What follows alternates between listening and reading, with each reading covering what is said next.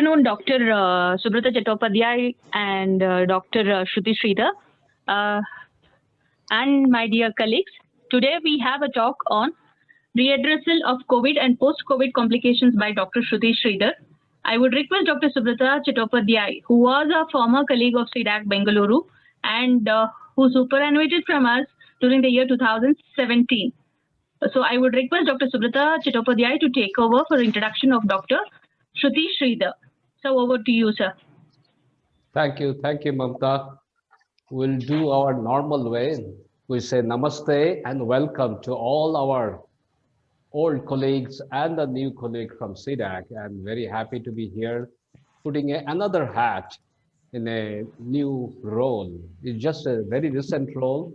Last 6 months we are doing when everybody's suffering on pandemic. We thought we'll do something in a different line. And that's where I am very lucky to get my other colleague like Mr. Anirban Datta and Mr. Naresh Kumar. They are also the pioneer to start this experiment. And that's where we are came in. And we are very happy that Dr. Shruti Sridhar, who is also one of our esteemed member, and that's how we remain connected and try to promote the integrated medicine for the human care. I remember we used to do pitch on Garuda when we used to talk about how the technology can help the human being.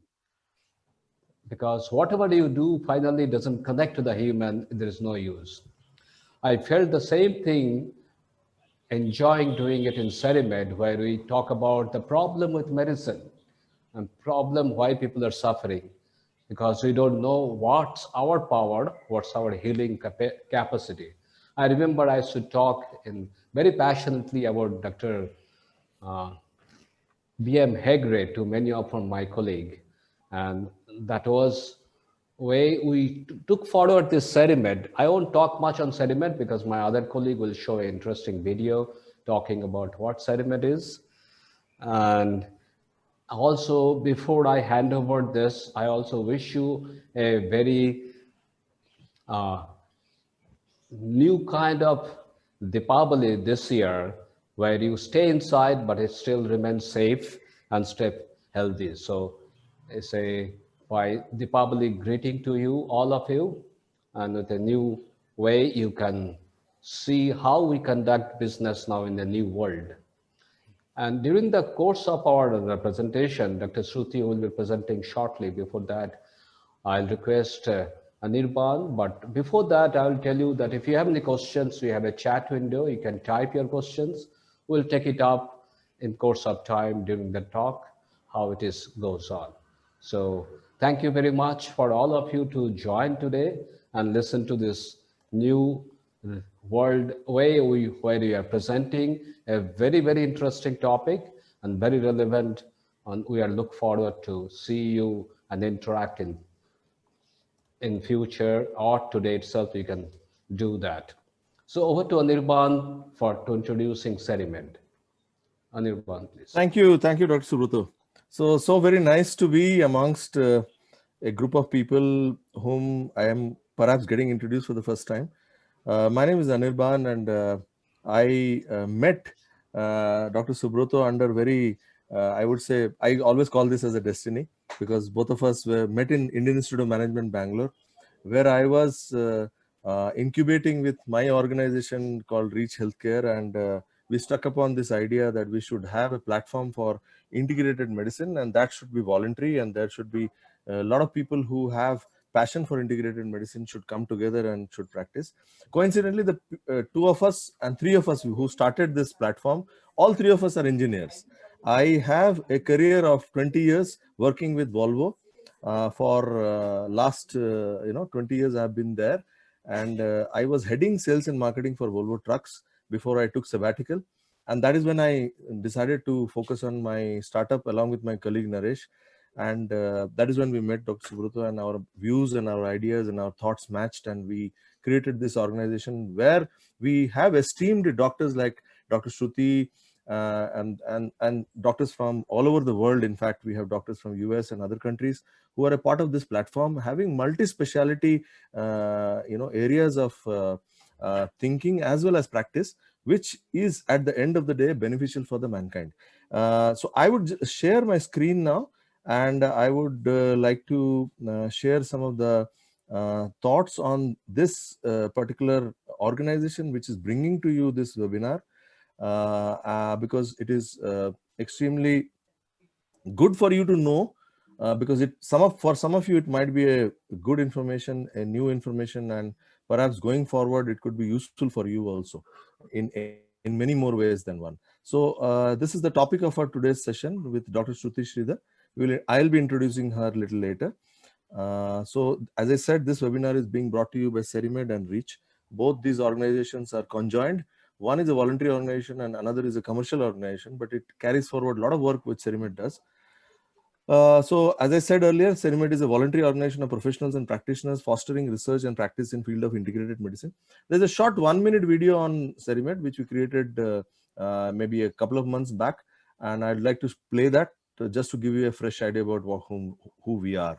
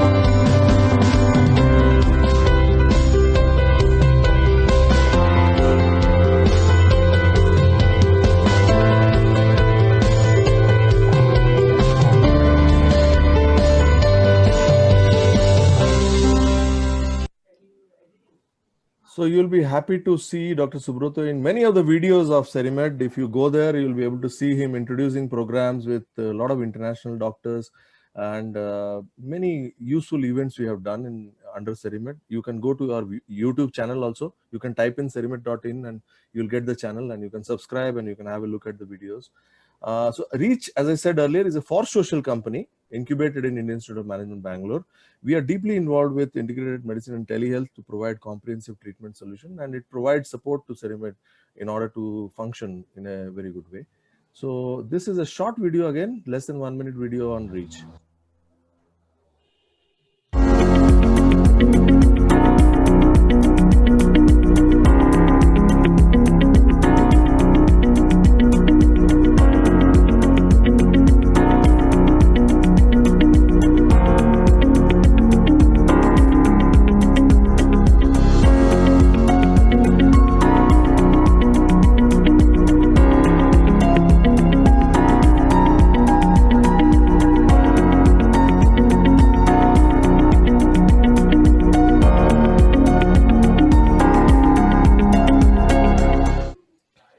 So that was a short and sweet video of REACH. Now I come to introducing our esteemed speaker, Dr. Shruti Sridhar. So I spoke to Dr. Shruti when I saw one of her posts on LinkedIn where she was speaking about how she leverages integrated way of thinking in her practice, medical practice, which I found it extremely interesting. And for the last more than 7-8 months, I've known her. I have seen her do wonderful things with a lot of areas she has expertise on. One and at the foremost is that she is a great thinker. She has got a strong mind of her own, and she does have good ideas which have helped us in our organization also quite a lot. So I will be shortly mentioning about Dr. Shruti Sridhar. She is a MBBS to begin with initially, and then after some time she did her homeopathy education. Nowadays she runs her clinic from Pune, and she is at the foremost where she deploys homeopathy. That is what she's passionate about. But of course she has got a overall very kind of a wide idea about medical field with her background in her doing her MBBS. So she comes with a unique combination, which perhaps we are calling it as an integrated way of thinking when it comes to medical science. So this is a broad introduction to her. She has a degree in homeopathy, as I said, from renowned faculty of homeopathy from UK, and got trained in Royal London Homeopathy College. In 2017, she came back to India and set up her practice in Pune to fulfill her vision with an integrated view to treat her patients. So I now stop sharing my screen and I will hand it over to Dr. Shruti. So over to Dr. Shruti. So I will put you on the spotlight, Dr. Shruti. Yeah, sure. Thank you so much, Anirban. That was an amazing introduction. It was nice to hear what you think. No, I'm sure you are much more than that, Dr. Shruti. So it has been a wonderful association with you, and whichever webinars we have done, I have always got very good reviews saying that, I could learn a lot of things from you. That's the way. Personally, also, I have learned a lot of things from you. So over to you, Dr. Shruti. Thank you. So good afternoon, everybody, and thank you so much, Mamta, madam, for having me over for the talk. So without wasting a lot of time, so I'm going to just start with a presentation. Can you just enable screen sharing for me? It is enabled. You can. It says disabled. Okay, so 1 second. You are logged in from your, yes. So I'll make you the co-host. Yeah. So you are the co-host now. Right. Yes, done. So I've done it earlier. Yeah. All right. I hope you guys can see the screen. Yeah, people can see the screen. I think. Perfect. Madam Mamta. Yeah. Thank you. Yeah. I'm seeing from SEDIMED, but from CDAC, somebody should respond. Are you seeing properly? Yes, sir. We are able to see the screen. All right. Okay. Great. Thank you. So I'm going to take this opportunity to talk not just about COVID, but also generally about our immunity and how germs are part of our life. Because I think the panic around COVID has been so much that more than half of my work has been to just assure people that, nothing is going to happen. Just stay put where you are. Don't panic. Don't run here and there. Just listen to, one person who talks logically. So that is what I keep doing most of my work with respect to COVID. So we have to understand that we are an amalgamation of all the germs that we know so far. So we are, every human cell that we have has 3 times more germ cells, right? So we are more germs than human if you think that way. So why are we in this frenzy where we are running away from maybe one virus or one bacteria? And if you see, most of these epidemics are all one virus and one bacteria, and the entire world goes crazy over it. So why are we doing this? It's because of a perception that germs are bad. Okay, so just ask yourself this question that medical science maybe has unearthed 10 to 20% of the germs that are harmful to us. But in holistically or speaking as a whole, there are 10 times more than that germs that are existing around us, and we don't even know about them, right? So this is where it's very important to understand the germ theory, which is propagated by the medical community, the modern medicine, and the terrain theory, which is propagated by most of the other alternative views of medicine, that is Ayurveda, Chinese medicine, homeopathy, Siddha, everything else other than modern medicine, it talks about the terrain theory. So the germ theory states that yes, the cause of cause of a problem is germ related. So there is a bacteria, virus, or a parasite that infects you, and then you develop symptoms, and then you have to kill the bacteria or the virus to get better. This is the germ theory, and based on this we have the solution that yes, vaccinate and everything is going to be fine. But on the other hand, you have something called as a terrain theory, where if you have a suitable environment for the germ to thrive, then definitely it is going to affect whoever the person is. Which is why if you keep 10 people in a row and infect all of them with the same bacteria, I'm sure that only 2 or 3 or maybe 5 would develop the disease and the other 5 won't. This is where the terrain theory comes into picture, and we have to make sure that the terrain is not suitable for the bacteria or the virus to grow. So there the concept of cleaning the tank or improving the immunity and building a healthy body and mind comes into picture. So just quickly to explain this a little more, if you take tuberculosis for example, nearly 50% of doctors and healthcare workers will test positive for the skin tuberculin test. But how many actually develop TB? Very few, maybe like 5% or 10%. They would develop active disease. Same reason, because the terrain needs to be suitable for the bacteria to grow. Similarly, Streptococcus pneumoniae is a very commonly found bacteria in our throat. But for some people, it can cause life-threatening pneumonia. But would you just run around saying that, oh my God, I have Streptococcus pneumoniae in my throat, so I am going to fall sick? No, because for large majority of the population, the bacteria does nothing. So this is true not just for this, but every single bacteria or virus. This particular example is very, very true. So remember that next time you listen about, hear about COVID or you talk about COVID, just remember this. Maybe it is part of your body, but not everybody falls sick. Not everybody is going to be infected the same way. So right from the beginning of the pandemic, so from January onwards this year, the situation has changed very dramatically over the past few months. And I have actually closely been associated with a friend of mine who is an infectious disease specialist working in a COVID ward. And we have had extensive talks over, treatment and risk factors and post-COVID complications and all of that. And a lot of what I'm going to talk about today is something that she also shared with me. Now, why the situation is much better right now is because we understand the virus better. We know how it functions. We know the exact way. Like I can tell you that for many, maybe day 1 and day 2, they'll have some fever. And then till day 5, day 6, they'll have nothing. And then from 6, 7, 8, they'll have a little bit of cough, little bit of, headache, body ache, weakness. And mostly after day 12, 13, they recover. So this is a general pattern that we see. Of course, there are a lot of ups and downs to it. It's very nuanced, but generally we have an idea of how the virus behaves. There is better healthcare preparedness. So if we find any red flags in a person, then we can easily refer them to the hospital and tell them, you know what, this is the time you have to go and get some help. So when this can be done early on, then most of the other complications that happen later can be avoided.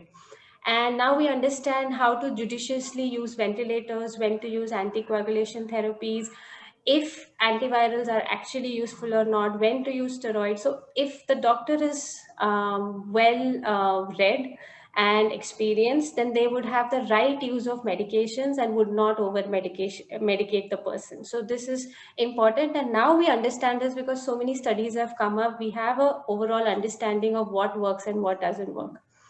And as I said, catching the red flag symptoms as early as possible and taking the required measure. What is this?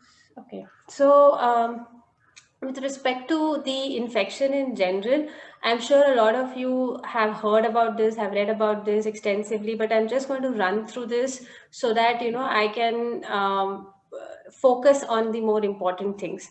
So 80% of people who get infected with COVID are going to present with just mild symptoms. So what are these mild symptoms? They're mild upper respiratory tract symptoms like running nose, sneezing, cough, sore throat, loss of smell, loss of taste, weakness. Some have loose motions, stomach disturbances, lot of gases. So these are all mild symptoms which stay for 2 to 3 days. The loss of taste stays a little bit longer, maybe say for a week, and then it goes off. I've had so many patients, I would say 4 to 5 patients who had just loss of taste for like good 7 days. They had absolutely no other symptoms. I said, don't worry, just sit at home. If something develops, you let me know. And fortunately, they did not develop anything. The taste came back after a week and they just carried on with their life. So they were not over medicated. They did not, run to take hydroxychloroquine or Fabiflu or some other, drug to make sure that nothing happens. They didn't do anything. They trusted me enough to just sit and then inform me if something changed, and nothing changed for them. So most of them will have mild symptoms like this for which nothing has to be done. And 15% of the remaining will have moderate symptoms where there might be a little reduction in oxygen saturation. The respiratory rate might go up. And at that point, if you do a CT scan, then that might show some lung involvement. Even those with moderate, not everybody needs hospitalization. Only those who get to a more severe or a critical stage require hospitalization and other intensive interventions, which is only 5% of the population. So by and large, everybody eventually is going to get the virus, will develop an immunity to the virus, and overall the virus will, stop spreading in some time. This is the picture of any epidemic which happens, be it COVID, be it SARS, be it MERS, be it anything else that has happened in the past. This has been the trend, and this will be the trend even for future epidemics. So what do you do in mild disease? As I said, stay at home, quarantine yourself so that you're not exposing others to the virus. Please do not take antibiotics without talking to a good doctor. I am saying this with a lot of, I would say, sadness, because most of the GPs or general practitioners are blindly giving hydroxychloroquine, azithromycin, even Fabiflu for mild disease, and doxycycline. These are all very, very harsh antibiotics. If nothing, I think they would just suffer from the side effects of these antibiotics rather than COVID itself. So please go to a good doctor who judiciously uses drugs. And if somebody is prescribing you 4 to 5 drugs for just like a loss of taste or just a mild headache, then please think about changing your doctor, or go to a homeopath, or go to somebody who can holistically view the picture and guide you properly. So please, and do not take any antibiotics over the counter. Homeopathic treatment definitely helps. As I said, for 80%, it's mild. The symptoms are mild, and with homeopathy, with just 2 or 3 days, they recover completely. And Ayurveda and non-specific therapies, which I'll talk about in the next couple of slides, and they can also be used for mild disease. With moderate and severe disease, the reason you can, in fact, even you can take a screenshot of this and keep for you as a reference, because if you see poor evidence, which means that the studies have shown that these interventions have little or no effect when it comes to treating COVID or treating the complications. So HCQ is hydroxychloroquine, BCG vaccine, influenza vaccine, and other antiviral drugs like Fabiflu, which is over here. And there is also one more antiviral drug, I forgot, I think Tamiflu and something else, which are not attacking the virus in any way, and it will just increase, or you will just suffer from the side effects of those heavy drugs. Now, there is mixed evidence for Fabiflu, for interferons, and for anticoagulant. For convalescent plasma, recently studies have shown that plasma therapy does not have any positive effect in the treatment of even severe COVID. So I'm going to put this in poor evidence. This is a little older slide. So recently I've read that convalescent plasma is not as good as they thought it would be in the beginning. Fabiflu is something which depends on the situation. For some it helps, for some it doesn't help. So this is a doctor who's going to take the call. And you have promising evidence for remdesivir for severe infections, steroids, sleeping in a prone position, that is sleeping on your stomach. It improves oxygen saturation, and using of oxygen cylinders and ventilators in some cases are definitely useful. So this is a general line of treatment. Obviously, there are some more additions to it, but I'm not going much into the detail. And so I was talking, you remember, I was talking about non-specific therapies, and let me tell you that a lot of my patients who had COVID, who were with me for homeopathic treatment, they had all these, they were doing exercises, they were doing pranayams, they were doing jalneti, some of them, and it has definitely helped them, to recover faster. So the reason why, because this generally helps in building immunity, fighting any infection, not just COVID, any respiratory infection. Pranayam is really good, correcting the hormonal imbalance, relieving the stress, improving the circulation. And there are certain pranayams which are good, like Anulom Vilom, which increases breath holding as well. Ujjayi, that is inhaling from the right nostril and exhaling from the left nostril. It increases heat in the body, and especially useful in weather changes and in colder climates. Bhastrika, again, very good for the chest. And Surya Bedan. So these are some of the pranayams that you can look into, or if you have a yoga teacher, you can ask them to teach it to you. So you can practice that if even before you fall sick, or even if you have fallen sick, you can use this. What are the other therapies that have definitely helped is steam inhalation at least 3 times a day. Doing gargles with salt. I ask them to do gargles with rock salt and a little bit of haldi, so that it is a little, it's antibacterial as well. Consuming kada. Just a note of caution here, please do not over consume kada, because I have seen people with gastritis because of having kadas 4 to 5 times in a day. Stick to 1 to 2 times, that's it. What you make the kada with is turmeric, cinnamon, pepper, cumin, and that's it. Okay, don't put a lot of things in the kada. When that also it increases the chances of gastritis in susceptible people. Jalneti, if you know how to do it and there's somebody to guide you how to do it, then definitely that helps cleaning the sinuses as well. Vitamin C supplements, I usually recommend 500 milligrams taken twice a day, but you can also take it 3 to 4 times depending on how you're able to tolerate them. Vitamin D supplements really, really needed in this hour, because people have spent so much time indoors that I'm seeing that almost everybody is deficient in vitamin D. So I asked them to do a course for 2 months where I asked them to take 60,000 units weekly. So 8 doses in a matter of 2 months, and that kind of helps to bring the vitamin D levels up to a good level. So these are some non-specific therapies that can be used. Definitely, since I'm a homeopath and I'm also seeing COVID patients with homeopathy, so I'm talking this from a personal experience.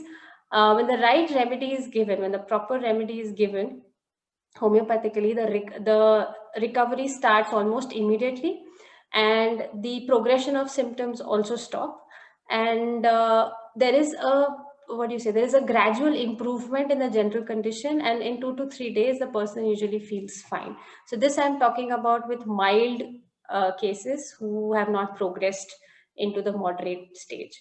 Those with moderate and severe, obviously we have to use homeopathy in addition to the mainline treatment. So when they are receiving some antivirals or they're receiving steroids, they might be receiving something else depending on what the doctor feels, and homeopathy is given in addition to it. So I have even used homeopathy in the ICU with the patient on the ventilator, and I talk to the relatives and I tell them, okay, you can give this, you can give that. I am constantly in touch with them. So even 1 or 2 doses sometimes really helps the person to calm down, and if they're having a lot of breathing difficulty, and it opens up the chest pretty quickly. So it's amazing to see homeopathy at work even in critical times. So always remember that if nothing is working, give a chance to a good homeopath, call them, talk to them, and see if it can also be used as an adjunct therapy.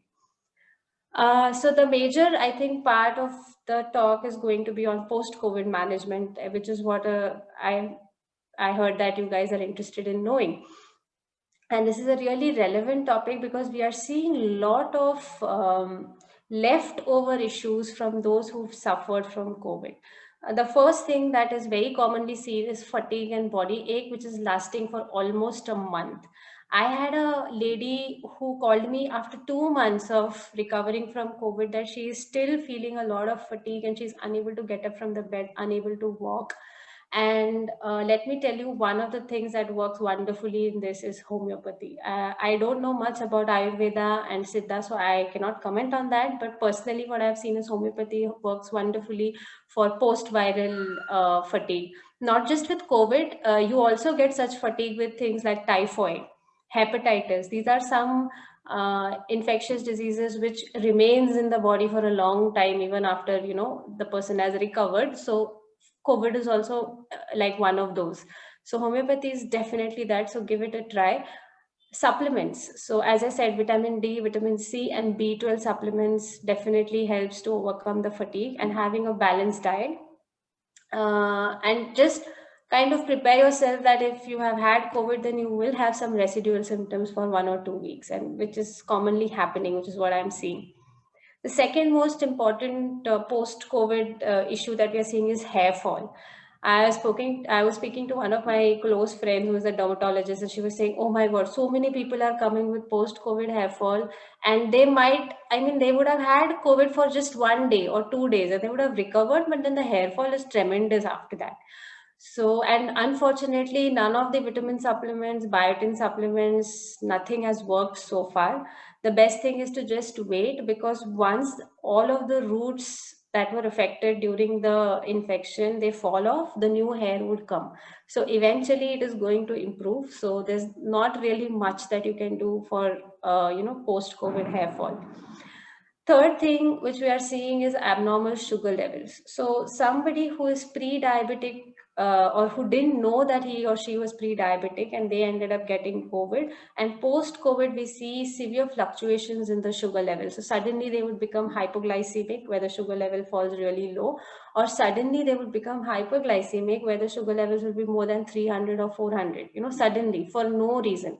So this is happening because somewhere the pancreas gets affected because of the virus. So if you are pre-diabetic or diabetic, make sure that you're routinely monitoring your sugar levels at least 2 to 3 times in a week, especially for a month after the COVID. Even during the COVID infection, this is something we are seeing, that the sugar levels fluctuating. Please get in touch with your doctor if you're really concerned, and if it's remaining high for 2 to 3 days, it's not going down, you're experiencing some other symptoms, so please talk to your doctor.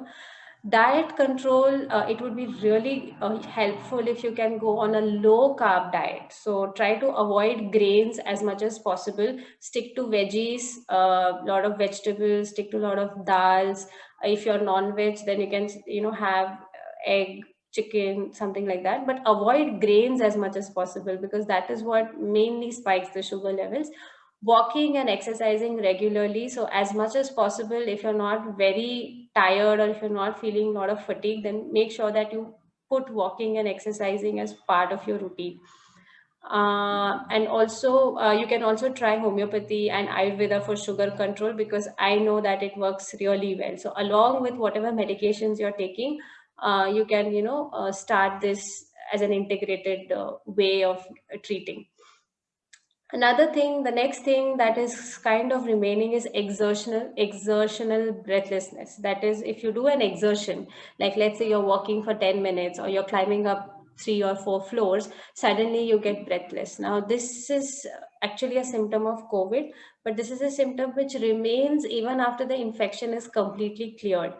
So this is where I think pranayam and lung holding exercises really help, breath holding exercises, and lung physiotherapy and also homeopathy can give good relief with exertional breathlessness. Now, this is a little serious complication which is called as lung fibrosis, and it is not just with COVID. It happens with many lung diseases, like for example, pneumonia or with tuberculosis. So anything that affects the chest, affects the lungs. Eventually, post the infection, there is a chance that the part of the lung would become fibrosed. Fibrosed as in it will become non-elastic. So when you breathe in, the lungs are unable to expand fully. So this is what fibrosis means. So it can occur after any infection, chest infection, not just COVID. So remember that. And it is also a result of the side effect of the medications that are used for treating the infection. For example, steroids. Steroids are used for treating breathlessness in COVID. So they can also cause lung fibrosis after the treatment has happened. And there is no medication as such which can prevent the fibrosis or which can treat it. It's something that you have to accept that, okay, this has happened, now how to manage it henceforth. So what helps, this is something which my friend shared with me. As I said, she's an infectious disease specialist. So she said lung physiotherapy helps, spirometry exercises helps, breath holding exercises, and pranayam. So just keep doing these regularly, do steam inhalations, do gargles, just maintain that, then the lung capacity will automatically gradually increase slowly. The next issue that we are seeing is blood clotting issues. You must have read articles on blood clotting was the main cause of death in a lot of COVID patients. We don't know when to expect it and all of that. I know it all sounds a little scary, but it doesn't happen with everybody. There is a particular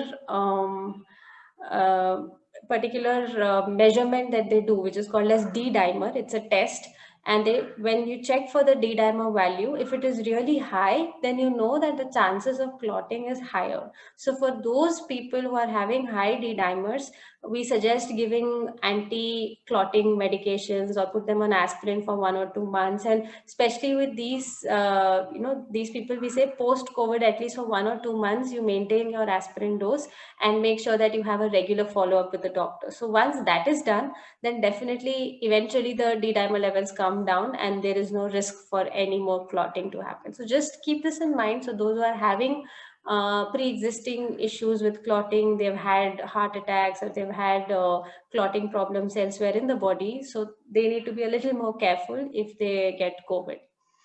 Another thing which sustains post the infection is digestive issues. Now, we don't know why exactly this happens. Is it because of COVID or because of the medications given for COVID? Because, as I said, the medications are pretty strong. So they would be causing side effects of gastritis, bloating, indigestion, and all of that. So that kind of persists. Homeopathy works wonderfully. Like I would say, just close your eyes and take homeopathy for these issues. Make sure that you're eating well, you're eating on time, eat small portions if you have too much acidity, and make sure that you eat homemade food, like simple food, so that can help with the digestive issues. I think lastly, what I want to talk about is the post-traumatic stress disorder, because I think especially post the lockdown, there has been a lot of talks on mental health, and especially those with, who've had COVID and who are admitted in the hospital or in the ICU, they suffer from post-traumatic PTSD disorders. So for them, definitely homeopathy is one very big option that they can consider for treatment. And one more thing is getting in touch with a counselor and talking it out, because in most of the hospitals that treat COVID, they have a psychotherapist and a psychiatrist who is on in the hospital, because they are realizing that more and more people are needing such kind of counseling. So if this is something required, then don't hesitate to ask for help, right?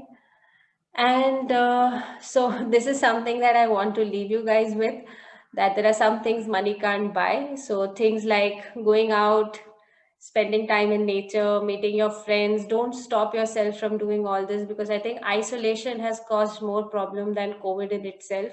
So getting sunshine, getting good food, these are some things that you should be doing it regularly, so that this doesn't get to you on a mental emotional level, because when that happens, then there's nothing much that one can do. Yeah, so just make sure that you live your life normally. Thank you so much, and I hope it wasn't too long a presentation. I would like to thank Reach and Cerimed and Anirban and for this talk. Yeah, thank you, Dr. Shruti. I think it was nice, extremely nice in terms of the content as well as the delivery. So we do have some good questions there. We would like to answer them. In the meanwhile, Dr. Subroto, I'm just searching through the questions. Dr. Shruti, you can also do that. Yeah. And we can take some of the questions as we go along. Yeah, so meanwhile, shall I talk about our current program which is lined up, or we'll do it later? Yeah, just we'll finish the question answers, sir. Just okay. Yeah. So it is Madam Veena is asking about one second. You're able to see the chat box? Yeah. Someone had asked about vitamin D tablet. So honestly, any brand is okay. There is the normal brand which you get, Calcitrol, which is 60,000. That's what I give, and it's pretty okay. I mean, there's nothing, one is good or one is bad. There's nothing like that with respect to vitamin D. With respect to vitamin C, yeah, this LMC is okay. There is also one a brand which sells I forgot the name. It's powdered version of gooseberry or amla, and that is also okay. That also has some fixed amount of vitamin C that you can take. So that's also very olden days I used to take redoxin. Redoxin still there? So vitamin C No, tablet? I don't think so. No. Okay. Yeah, I think Limsi is the one that people use now. There's another brand called as Fast Up, which is also okay. It is zinc and vitamin C mixed, so you can take that as well. Correct. So you have another question. Any particular medicinal name for homeopathy tablet for COVID? No. You have to get in touch with the homeopath, and they have to assess your situation and then give you the medicine accordingly, because there are more than 50 medicines which can be used for COVID. So the important thing is to choose the right one depending on what are the symptoms they're presenting with. Of course, arsenic album 30 you do not subscribe to, which people take quite often. No. Okay. Right. So That became a crazy marketing Yeah. way. You can see that the marketing has died down now. Yeah, Now yeah, nobody yeah. talks about it. You're right. Right. You're right. So is vaccination required for COVID? So this is a little controversial subject. So Yes. I'm going to only give my personal opinion. As I said, we have more than 10,000 viruses and we are vaccinating for basically 15 of them. So I would say don't wait for the virus to come. As I explained, 85% of people are going to have mild symptoms, and the general law of an epidemic is that everybody should get it once and they are done with it. So if that happens, naturally the immunity is built, and naturally the virus will also die down eventually. So don't wait for a vaccine to come just to go out. So live your life, it's fine. Take the due precautions, make sure you're not, if you're infected, that you're at home, you are self-quarantine, you're not unnecessarily exposing yourself. But at the same time, don't be extremely paranoid about it by, closing your doors and windows and not even stepping out of the house. Right. Then one gentleman is asking that COVID is just like any other flu, Yeah. is something. It is like any other flu. It is just like any other flu.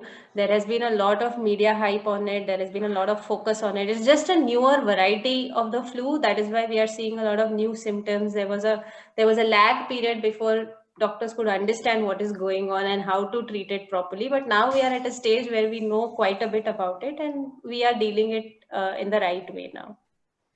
Okay, like for example, you spoke about this post-COVID complications. I think as we go along, these are emerging more and more. Yeah. So these were not there perhaps maybe when we spoke a couple of months back. Yeah. When you talk about hair fall and all, these are all new developments which are happening. Yes, which So is there why is I a keep question. in touch with all my colleagues who are working in this field, so that they give me all the intel, Right. how things are going, what is happening. So it's important to keep yourself updated on these things. Correct. So, and it is evolving every day. Something Yeah. is there. Dr. Subrata, you Yeah. were trying to say something. Yeah, there is this interesting question. I also like to know how one can diagnose himself or herself as she is COVID asymptomatic or not. Don't ever self-diagnose. Please don't. It just leads to panic. Even if you are, if you're asymptomatic, then it really doesn't matter whether you have COVID or not. How does it matter? And if you have minor symptoms, again, getting yourself diagnosed is not important. Getting yourself treated is more important. So always, so always talk to your doctor, because they would give a more balanced view. You as If a they person, want, if you're diagnosed, you'd be a lot of panic. Oh my God, I have COVID. Oh my God, I have COVID. Oh my God, I have that's why COVID. I tell my people around, everybody has a virus. We are germs are us. That's what one of the great book was written, germs are us. So we cannot live. We have to coexist. Yes. And if you love them, they'll love you. That's the way Dr. B.M. Hegre tells. I love the way he talks. He's really very crazy world. He knows how it's going on.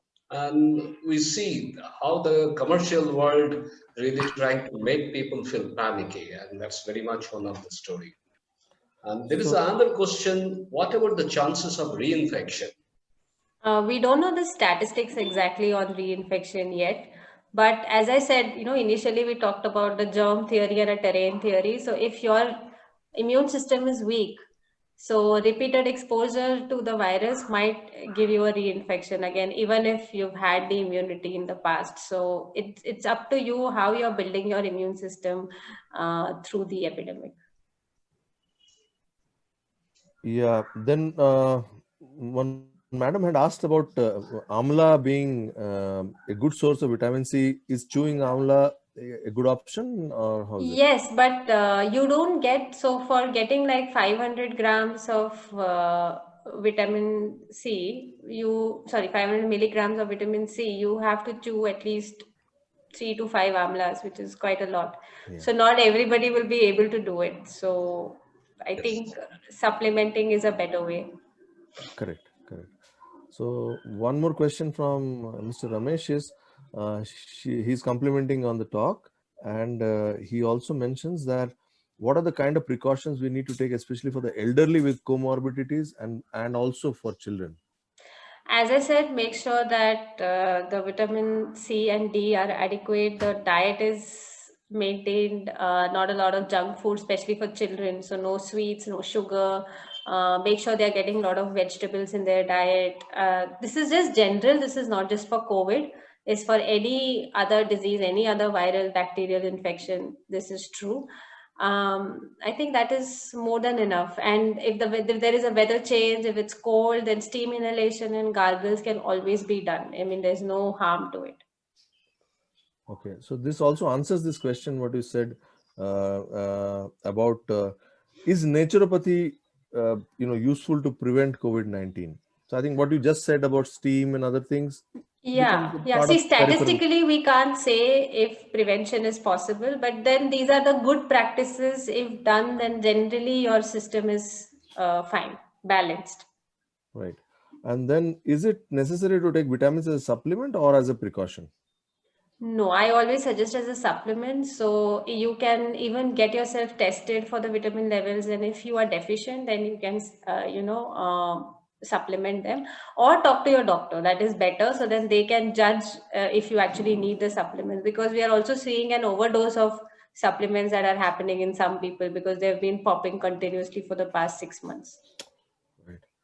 So there is a hype about tests being carried out. Mr. Nagesh is asking, is it wise to go for testing even if we do not have any symptoms? No, as I said, if you don't have symptoms, then why do you want to go for testing?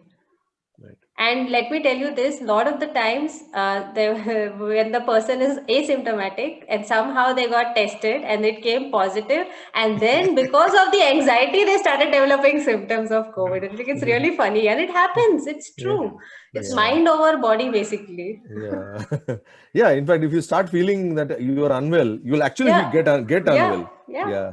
And they'll be like, oh my God, see, I got tested and I had the symptoms. Yeah. So there's no point in going for the test until unless. Because if you're asymptomatic, you don't even spread the virus. Right. The virus is spread if you have a secretion which comes out, like you're sneezing or you're coughing or something is coming out, only then the virus is going to spread.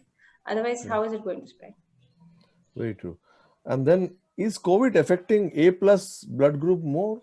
Is it some kind of? I am not aware of anything like that, but okay. I'll be interested if there is a study on this. Okay. So how long should we continue to have vitamin supplements? How long this I think COVID, 1 month is a good enough time. which will boost up your levels and perhaps another testing? Not more than that. Not more than that. After that, you shift to your diet. So make sure that you are having things like amla and lemon juice and things like that to up your vitamin C levels naturally. So I think that is all we have in the chat box. But anybody wants to speak up or anybody wants to talk, we have got 5-10 minutes. In case, so I'm just opening the. You can unmute and you can speak. Yeah, please unmute and speak. So yeah, you need to unmute yourself and speak in case you would like to speak. I think Dr. Janaki Raman is waiting in the queue. Yes, sir. Yes, sir. Yes. Thank you, Dr. Shruti. It was a very informative talk, and you have very nicely explained to us about the germ theory and the terrain theory. I would also like to know, like, given that, are there any experiments which goes about establishing the terrain theory from the medical side? No, this is the thing. When we talk about modern medicine, they have been very focused on germ theory for the last 200 years. So the whole premise of modern medicine is only germ theory. Right. So if you go and even talk to them that, okay, why don't you consider an alternative approach? They are very close to the idea. And that is the reason not a lot of studies have been done as such on it. But if you talk to doctors who do integrated medicine like myself, or somebody else who is doing Ayurveda, and if you ask them their experience, they will tell that how, let's say, if I myself have treated like 30-35 COVID patients in the last 3 months, and not like all of them presented with very, very different symptoms, very, very different experiences of their COVID. Why is that happening? Because the person who is falling sick is different. Right. Right. I think so. If that could be established either through experiments or through simulations, that will be great. Actually, it'll be a big release for the people. Yeah.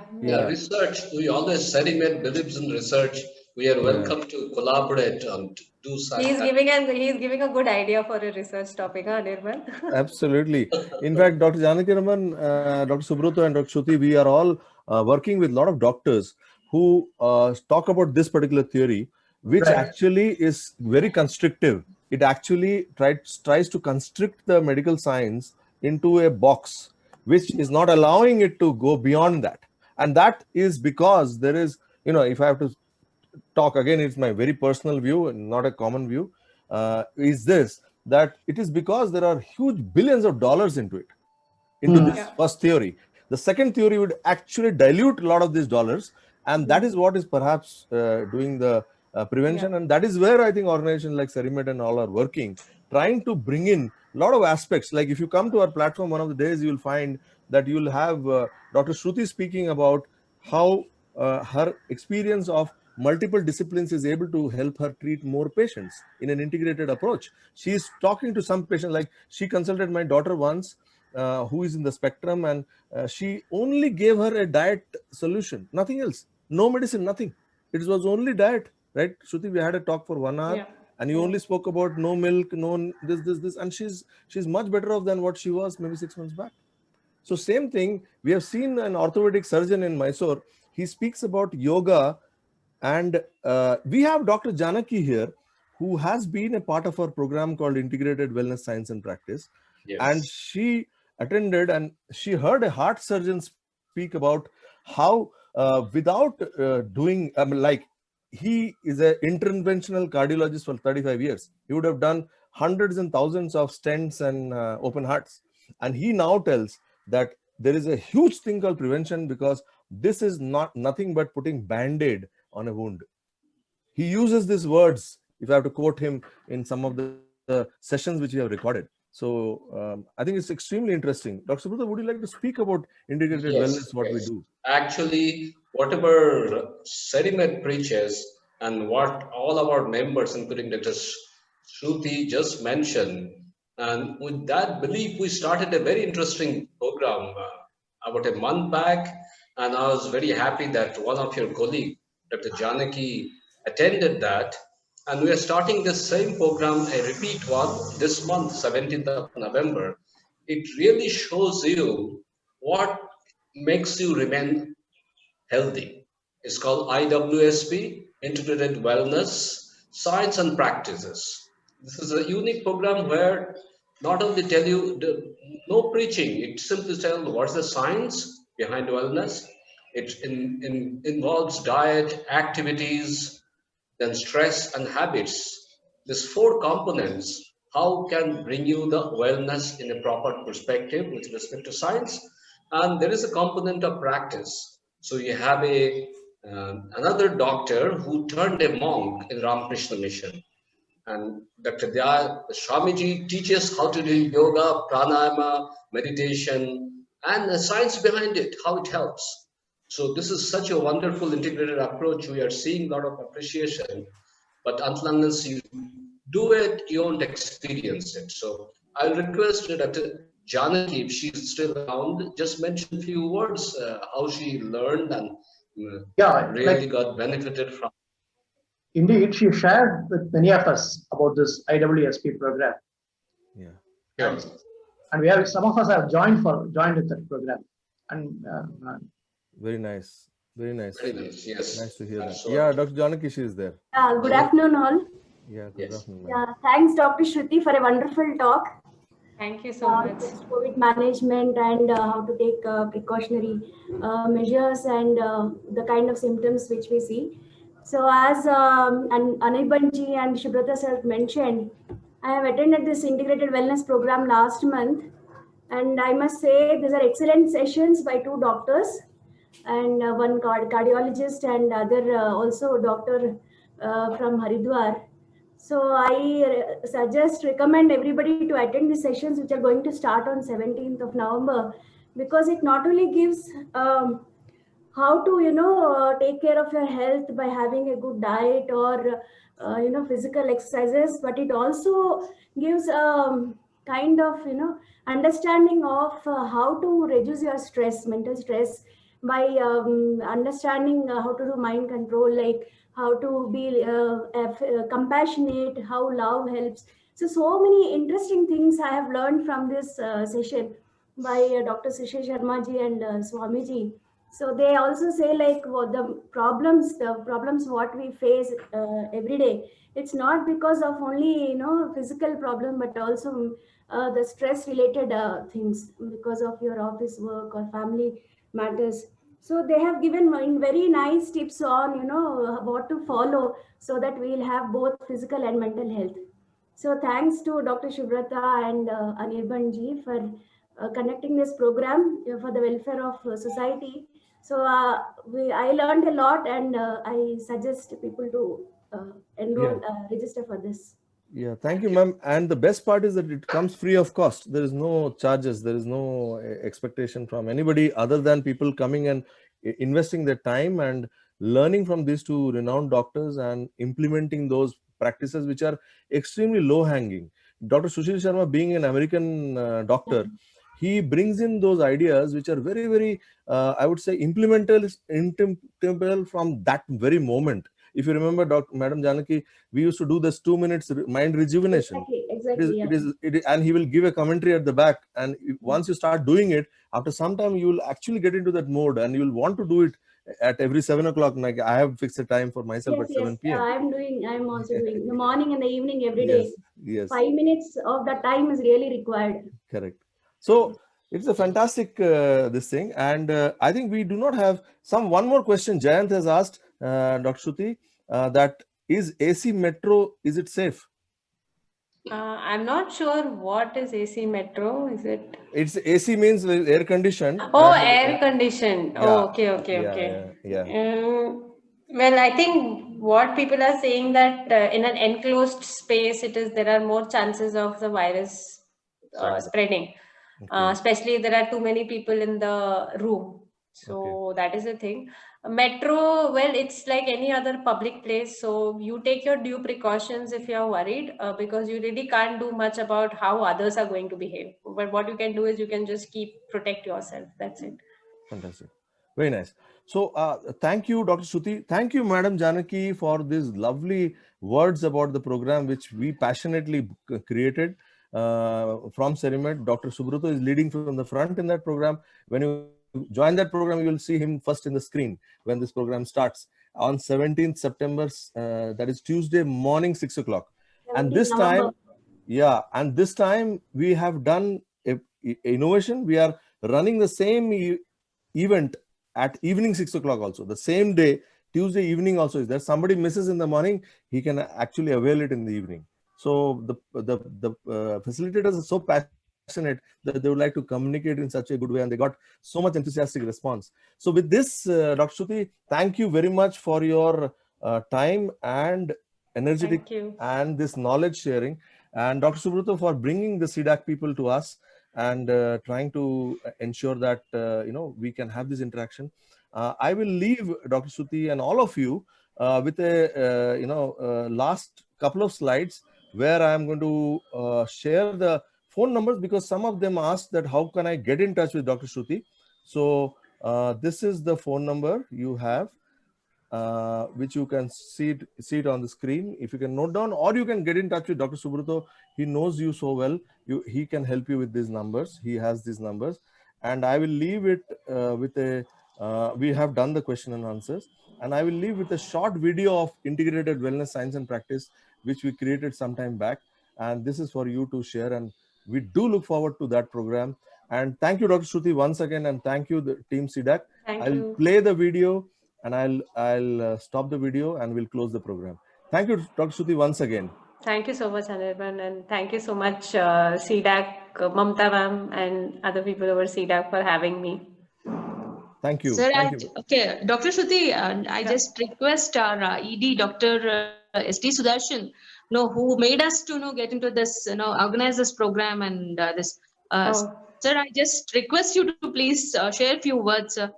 Yeah. This is to our ED. Yeah, please. Is he there? He's there, sir. Dr. S.D. Sudarshan. Dr. Shruti, Anirbanji, and Dr. Subrata. It's a pleasure. I wanted to be a silent listener to this brilliant program. And definitely, some of us are already looking at and option to join the integrated wellness program. For sure, Dr. Janaki has actually given such a good word, spread it inside. I already know at least 2 people who have already registered from CDAC. There are many more. And we will try to push it as much as possible. And Dr. Shruti, thank you for giving so much confidence ahead of the festive season. Now we can actually celebrate. So we can rename Cerimed as celebrate medicine, because that is the way life should be. And really appreciate your coming and helping CDAC people to be more confident and take the life forward. Thank you so much. Thank you. Thank you, Dr. Sudarshan. Thank you for your wonderful words. Even though I didn't meet you so far, but finally I could hear a couple of days back. Surely you'll get connected more and more and see how we can collaborate from the Cerimed and help each other. It's a matter of now coexistence is a part of best way to live now. Nobody can exist alone.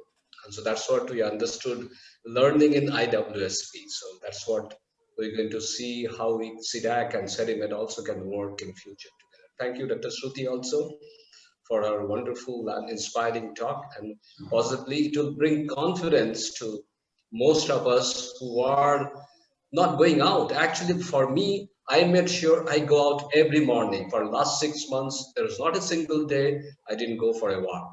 So if you are not connected with the nature and people with your protection, you will be unsafe. That's the only way to do it. So thank you. Thank you all of you. Thanks. Sir, I'll just share this video. Thank you. And we'll close the event for today.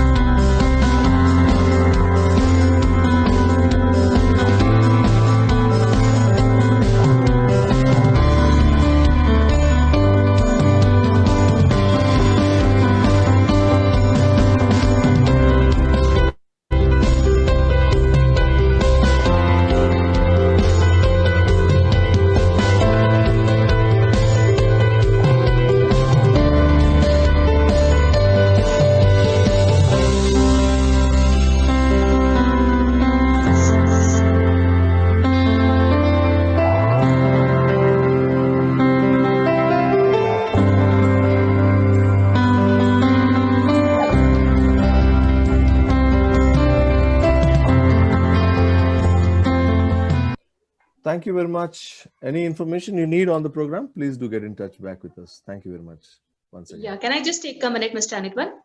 Yes, ma'am. Once again. Yeah, a heartfelt, thank you for Dr. Subrata Chattopadhyay, our colleague Dr. Janaki, Dr. Shruti, and Mr. Anirban. Surely we'll make use of this one, and we will, try to register. And since this has already been conveyed from you people from the bottom of the heart, most of our colleagues might be interested for this, and we'll surely take it up Thank you very much for giving us time, and special thanks to our Dr. Subrata. Thank you, Dr. Shruti and Mr. Anirban. Thank you. Thank you. We will get in touch with you. Thank you, ma'am. Thank you. Namaste. Namaste. Namaste. Thank you.